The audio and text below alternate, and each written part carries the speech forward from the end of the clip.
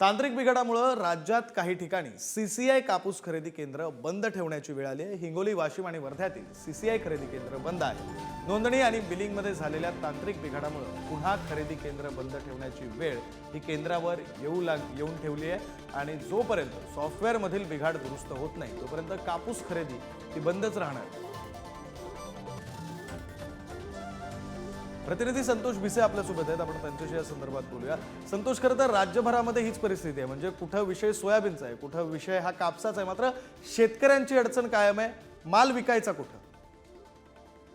नक्कीच विक्रांत, कारण शेतकऱ्याचा पांढरं सोनं म्हटलं जाणारा जे काय कापूस आहे, हा कापूस खरेदी करण्यासाठी म्हणजे विक्री करण्यासाठी शेतकरी म्हणजे आतुरता झालेला आहे। कारण तो सीसीआय खरेदी केंद्रावर जातोय, मात्र त्या ठिकाणी जे आहे तर विविध कारणे सांगितली जातात। काल जे आहे तर आधार कार्डचं कारण होतं आणि आज जे बिल्डिंग सॉफ्टवेअर म्हणजे काही तांत्रिक बिघाड झालेले आहे ते कारण लावलेलं आहे। अगोदर जे आहे तर म्हणजे जागा नसल्या कारणानं खरेदी बंद ठेवण्यात आली होती, मात्र असे विविध कारणे जे आहेत तर शेतकरी चांगली डोकेदुखी ठरत आहेत। खरं तर पांढऱ्या सोन्याला कुठेतरी चांगला भाव या खरेदी केंद्रावर मिळतोय, 7,421 रुपये भाव मिळतोय। बाहेर जे आहे तर 6,080 म्हणजे 6,500 पर्यंत जो काय भाव मिळतोय, बर, त्या भावामुळे शेतकरी चांगले हैराण झालेले आहेत।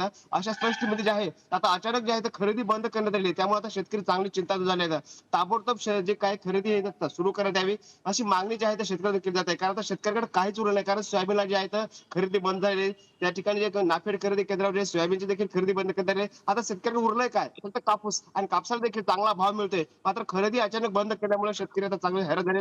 वर्धा असेल, वाशिम असेल, हिंगोली असेल, या ठिकाणी म्हणजे ज्या ठिकाणी सीसीआय खरेदी केंद्र आहे त्या ठिकाणी संपूर्ण खरेदी जे आहे ते बंद ठेवण्यात आली आहे विक्रांत। त्यामुळे शेतकरी चांगले आता अगदी खरं आहे, आपले तुम्ही जे म्हणताय दिवस त्याप्रमाणे शेतकरी हा सध्या चिंतेत आहे। धन्यवाद तुम्ही दिलेल्या या सगळ्या तपशिलासाठी।